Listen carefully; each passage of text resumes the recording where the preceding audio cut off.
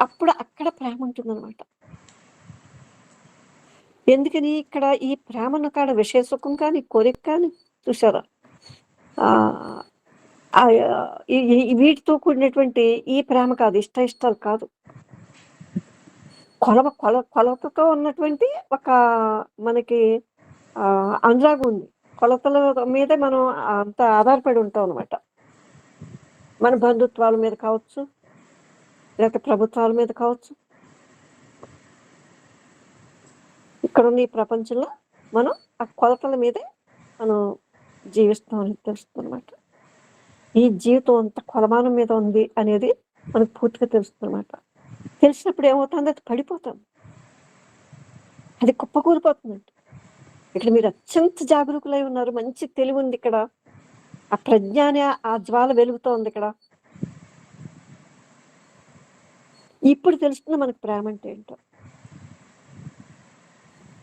ఇక్కడ విషయ సుఖాలు ఇవి ఇవి ఏవైతే ఉన్నాయో అవన్నీ కోరికే కదా! ఈ విషయ సుఖం కావచ్చు, లేదా విషయ సుఖం అన్నటువంటి ఇవన్నీ కూడా ప్రేమలు కాదు.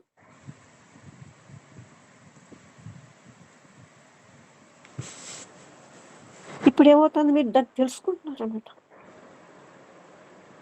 చూసారా? మన లోపల ఈ విషయం ఎలా పాతుకుపోయిందో, యుగాల మైండ్ యుగాల నుంచి పాతుకుపోయిందనమాట.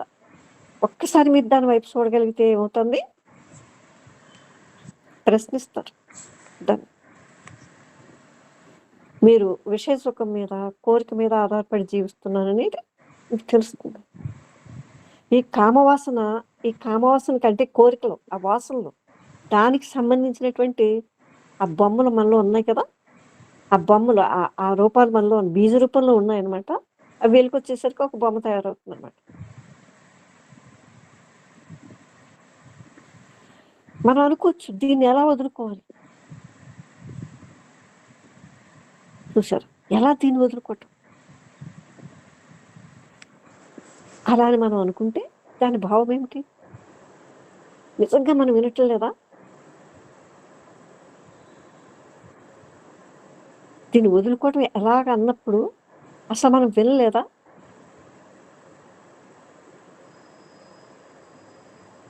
వినకపోతే ఏమవుతుంది? దానికి కారణాలు వెతకటం మొదలుపెడతాం అన్నమాట. నిజానికి చూస్తే ధ్యానం అంటే కొలమానం లేని కదలిక అనమాట. ఏ హద్దులు లేవు దానికి.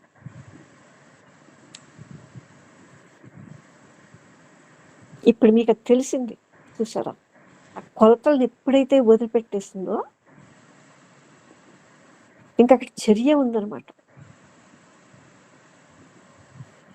అప్పుడది కొలమానం లేని కదలిక అవుతుందనమాట.